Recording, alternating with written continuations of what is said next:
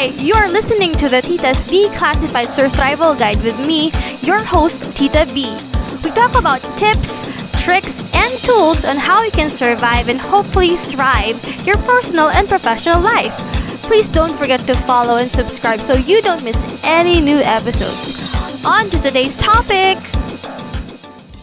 Disclaimer!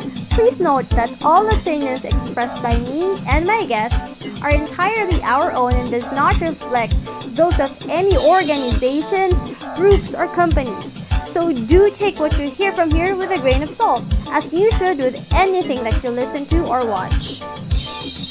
Back to the podcast!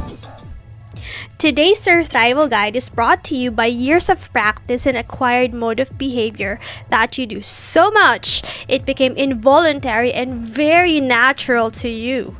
You've tried so many times to get over this, but it's so hard to give it up because it's just easier to do.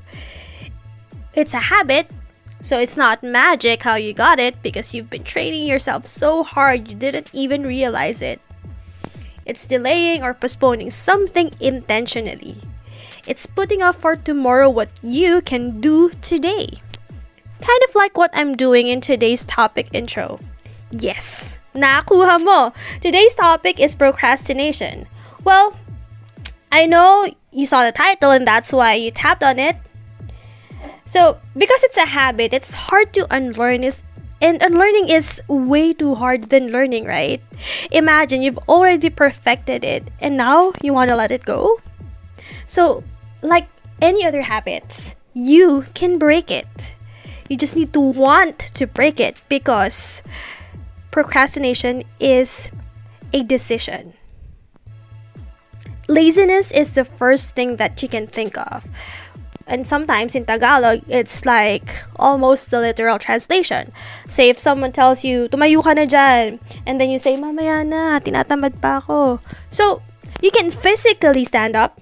You have the ability to do it, but you don't want to. And in that example, it's because you're too lazy. And sometimes that's a default response or answer, right? But that's not always true, right?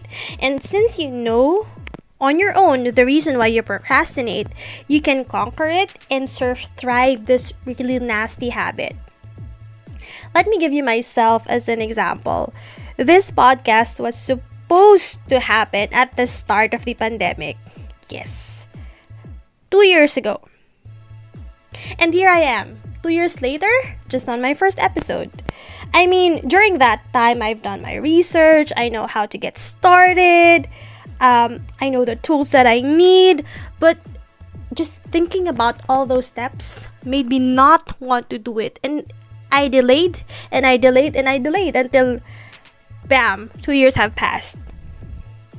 But, sometimes you just need to really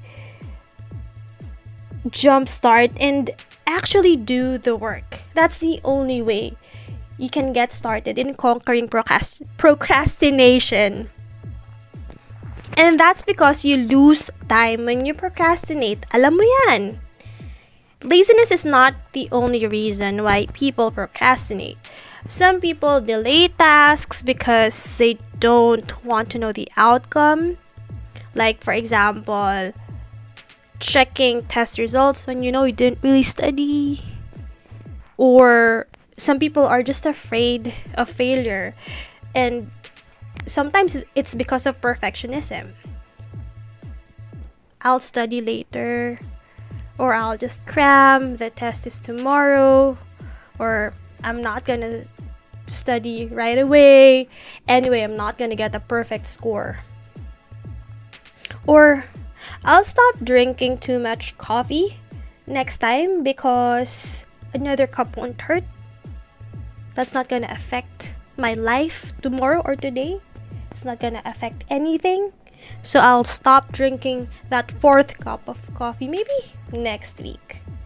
Or I'll exercise tomorrow because I won't see the results right away anyway. And if I don't see the results, it's just gonna drive me into not exercising because I'm not seeing any difference. Well, you're right. You really will not see the results right away. And doing that is helping yourself. You're really helping yourself to get farther, not further, farther from the results the longer you delay. So you have to always remember that unless you actually get up and get started, you really will be farther from where you need to be. And it prevents you from moving on because sometimes there are dependencies on tasks, right? So you're not going to be able to move on to the next step. So go ahead and rip the band-aid off, check that exam, start cracking your books, prepare as early as you can, study. Knowing the results immediately will sometimes determine your course of action, right? What you're gonna do next. So the earlier you know that, the earlier you'll be able to mitigate and, do what you need to do. Lower your caffeine intake at a reasonable pace. Take it little by little until you can only stick to the suggested 1 or 2 cups a day. Again, it's a habit. You can't force yourself into changing in just one day. Well, maybe some people can, but it's not ideal or it's not common. And there are repercussions if you don't pace the way you're changing your habits, right? You tend to go back to what you're trying to avoid or you're trying to remove. Now, for exercises, maybe start with low intensity exercises to build your tolerance eventually. Start adding weights, start adding routines here and there. Just don't force it. Not only is it harmful to your health, but again, it's going to make you revert back to old habits because you're thinking that doing it drastically will make you see results right away. So that's not true.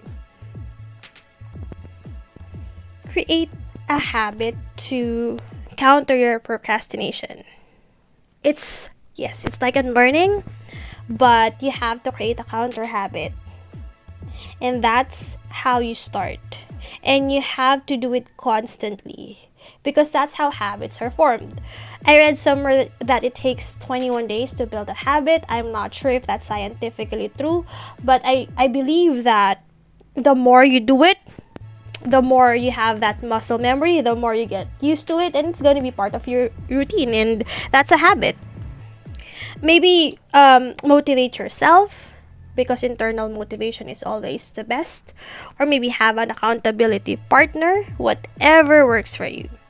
Some people need external motivation to get to where they need to be, but I think it's better if it's coming from inside, from yourself, because it's internal. If you motivate yourself, it will be hard for you to get motivated because of external factors. You know what you want, you know the reason why you do it, so you're pushing yourself.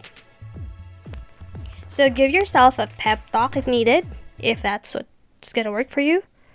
And if you can do the task, if you are capable, if you're physically able to do the task, you have control on when you will do it. It's a decision, so do it. Sometimes we procrastinate because we just don't know how to do the work, or it's too much, it's overwhelming, and you don't know where to begin, and that's understandable. But you can still start somewhere.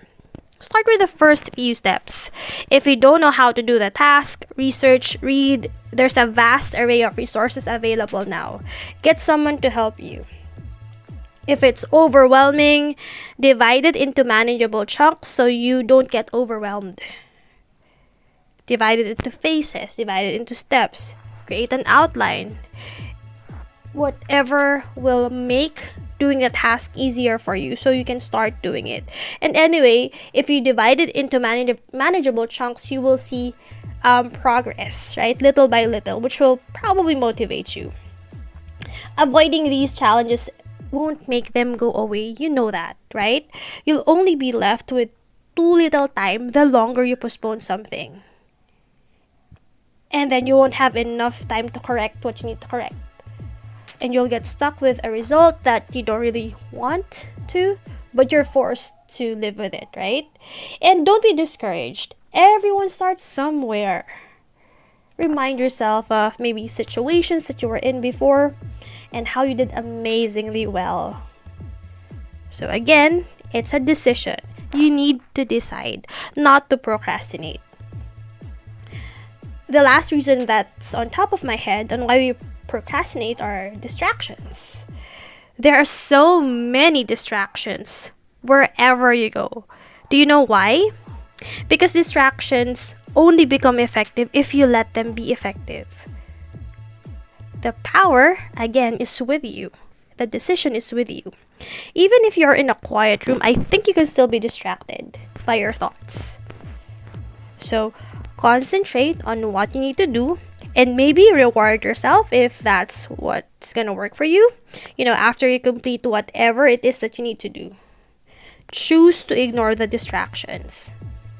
On a side note, make sure that you have at least 6 to 7 hours of sleep in a week. In a day, of course. Lack of sleep makes it very difficult for some people to focus, so you're more prone to getting distracted. It also makes you feel sluggish and irritable, adding to more of the list of things that can make you procrastinate or make you distracted, which will defeat the purpose of what we're trying to do. Now, if you're pushing back on tasks because of uncontrollable external factors, and that's not procrastination, because procrastination is a decision.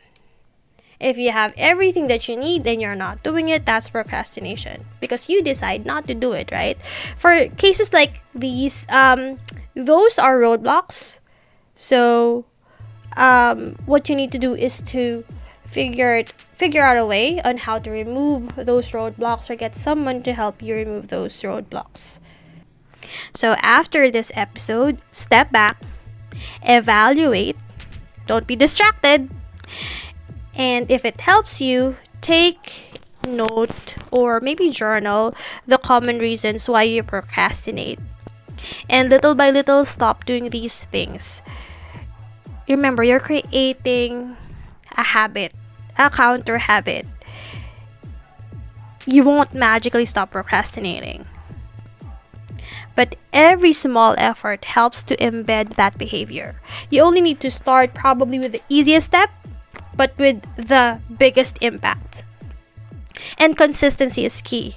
Remember, again, you're embedding a new behavior and it takes time.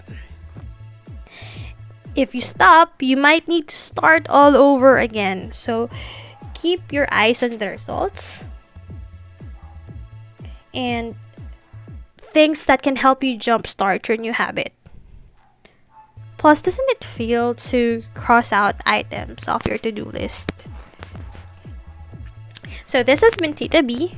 I hope this episode helped you to thrive procrastination. I hope you learned something. And thank you, and see you on the next Surthrival Guide. If you have any episode requests, please feel free to email us at TTDSurthrivalGuide@gmail.com. So that's TTDSurthrivalGuide@gmail.com. You can also follow us on Instagram with the same handle name, TTDSurthrivalGuide. I will see you on the next podcast.